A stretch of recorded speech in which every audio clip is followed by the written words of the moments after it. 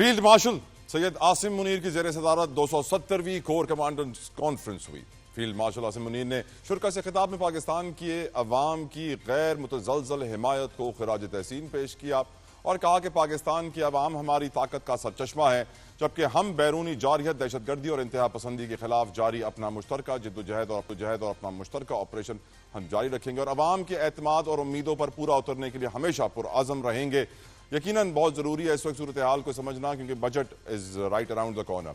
भारत का दिफाई बजट हम डिस्कस करेंगे। पहले आपको बताएंगे कि it's more than 86 billion dollars, जबकि पाकिस्तान का defence budget is less than 10 billion dollars, 10 Arab dollar के करीब है, उससे भी कम है।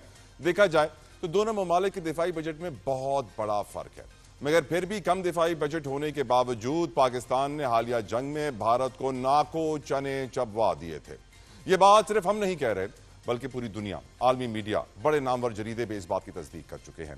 पाकिस्तान किस तरह अपनी सलाहियतों और बहादुरी के साथ भारत को न सिर्फ मुंह तोड़ जवाब दे रहा है, बल्कि एक कामयाब शिकस्त भी हमें दे रहे हैं इस वक्त भारत को। वजीर आजम, इसी वजह से हम जानते हैं कि डिप्लोमेटिक फ्रंट से बड़ी जंग जारी है, तो हंगामी दौरा वजीर आजम पाकिस्तान मियां शहबाज शरीफ का तुर्किया का, ईरान का और आज़रबाईजान का अगले हफ्ते मुतवक्के है, शेड्यूल्ड है, ताकि हम डिप्लोमेटिक फ्रंट के ऊपर भारतीय शिकस्त दुनिया के सामने बेहतर से बेहतर तरीके से उजागर करें। और ये तीन वो मुल्क हैं जिन्होंने पाकिस्तान का भरपूर साथ दिया था इस जंग में, और फिर भारत ने भी इनके बॉयकॉट का ऐलान किया था कि कोई टूरिस्ट ना जाए, कोई इनके प्रोडक्ट्स यूज़ ना करे। और यकीनन इस खत्ते के अंदर पाकिस्तान की तरक्की के लिए ये सफ बनना बहुत ज़रूरी है, ये एलाइज हमारे लिए बहुत ज़रूरी हैं। इसके ऊपर हम आज के प्रोग्राम में खुसूसी बात करेंगे। बात करें कुछ ऐवान की, तो आज सेनेट के इजलास में आप जानते हैं फैसल वाडा साहब की धुआंधार तकरीर, दिफाई बजट में 2 से 3 गुना मजीद इजाफे की उनकी दरख्वास्त हुकूमत से। दौरान तकरीर उनका कहना था कि हमें पेट काट कर भी दिफाई बजट को बढ़ाना पड़े तो हम बढ़ाएंगे, तरक्याती मंसूबों के बजाय दिफा पर तवज्जो मरकूज करना होगी। आपको बताते चले कि आइंदा माली साल के बजट की तैयारियां IMF के साथ जोरों शोर से इस वक्त जारी हैं और पाकिस्तान को उनकी तमाम शराइत मानना पड़ रही हैं, मजबूर है। हाल ही में IMF की जानिब से 11 नई शर्तें भी रखी गई थी और आज ही हमारे वजीर आजम की IMF के वफ्द के साथ भी मुलाकात हुई है और यकीनन वो यही गारंटीज दे रहे होते हैं कि हमारे टारगेट्स अचीव होंगे या नहीं होंगे। शहबाज शरीफ ने हुकूमत की IMF प्रोग्राम पर अमल दरामद के हवाले से मुआशी इस्लाहात और मुस्बत नताइज पर इत्मीनान का इजहार किया और कहा कि पाकिस्तान मुआशी इस्तेहकाम के बाद तरक्की की जानिब गामजन है। याद रहे वजीर आजम ने कहा था कि यह IMF का आखिरी प्रोग्राम होगा, लेकिन IMF ने उनकी बात की तरदीद कर दी और कह दिया कि बहुत मुश्किल है कि यह आखिरी प्रोग्राम हो। यकीनन इसके ऊपर भी आज के प्रोग्राम में हम गुफ्तगू करेंगे। बात करें KP के चीफ मिनिस्टर अली अमीन गंडापुर की, तो उन्होंने हुकूमत को खबरदार कर दिया है कि अगर इमरान खान से मुलाकात नहीं करवाई गई, मिलने ना दिया गया, तो IMF के साथ वो मीटिंग्स में नहीं बैठेंगे। बजट के लिए 4 से 6 लोगों को बानी से मिलवाया जाए। मजीद बोले, हमारी हुकूमत ने सूबे का बजट 250 अरब रुपए सरप्लस कर दिया है।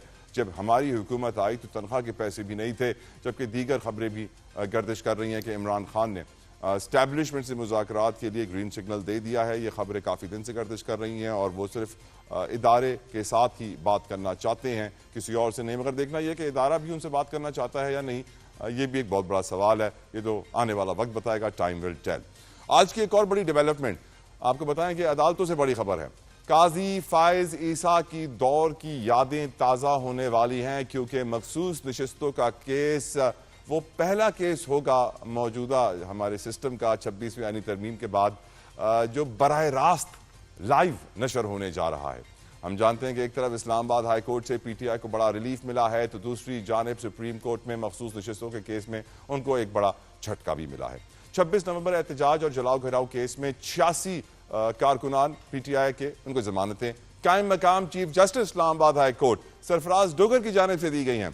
तो वहीं सुप्रीम कोर्ट ने सुन्नी एहतियात काउंसिल की जानिब से मखसूस नशिस्तों से मुतालिक नजरसानी दरखास्त पर एतराज़ात मुस्तरद करते हुए SIC की जानिब से दरखास्त की गई थी कि 2 जजेस के इख्तलाफी नोट के बाद 11 रुकनी बेंच समाअत न सुने।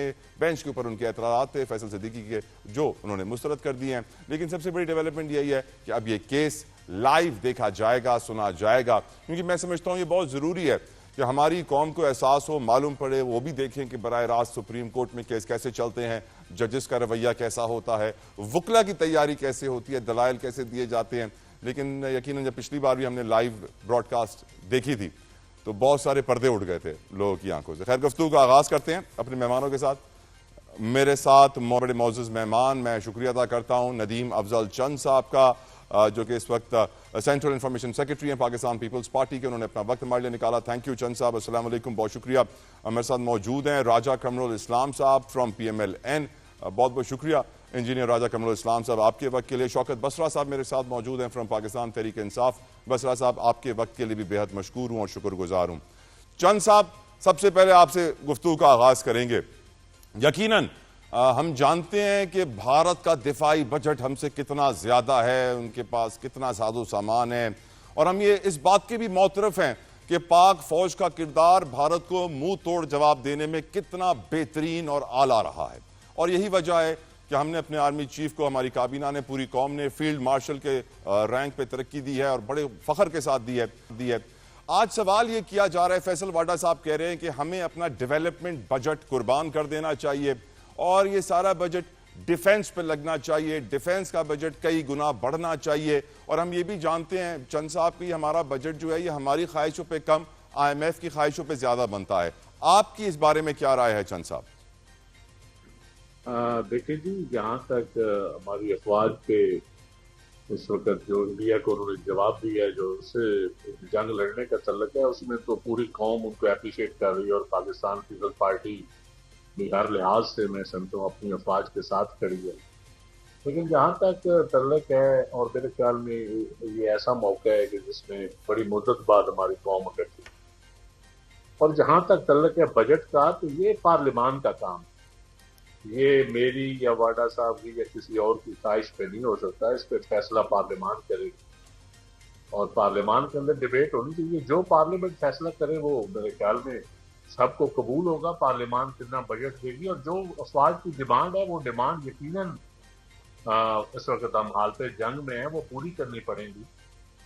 लेकिन देखना यह है कि डेवलपमेंट का बजट भी एक अवाम के लिए भी, अवाम को भी आपने उनके दिल भी जीतने हैं, अवाम के लिए भी कुछ करना है। ये मुल्क एक वेलफेयर स्टेट की तरफ हमने इसको लेके जाना है, तो उसमें डेवलपमेंट बजट भी जरूरी है। और हमें जो शा खर्चियाँ हमारी यहाँ उस पर कंट्रोल करना पड़ेगा। लेकिन डेवलपमेंट को आप एक हद तक कंट्रोल कर सकते हैं, एक हद से नीचे तो आप खत्म भी नहीं कर सकते। कुछ हमारी मजबूरियां हैं, कॉन्स्टिट्यूशनल मजबूरियां भी हैं, कुछ हमारे IMF के साथ भी हैं, लेकिन असल फोरम इसका पार्लियामान है और पार्लियामान जो फैसला करेगा वो सबको वो एक कंसेंसस की बुनियाद पे होगा, जिस पे सारी पॉलिटिकल पार्टीज हैं पार्लियामान के अंदर। तो मेरे ख्याल है ये पार्लियामान को डिसाइड करने देंगे कितना बजट चाहिए।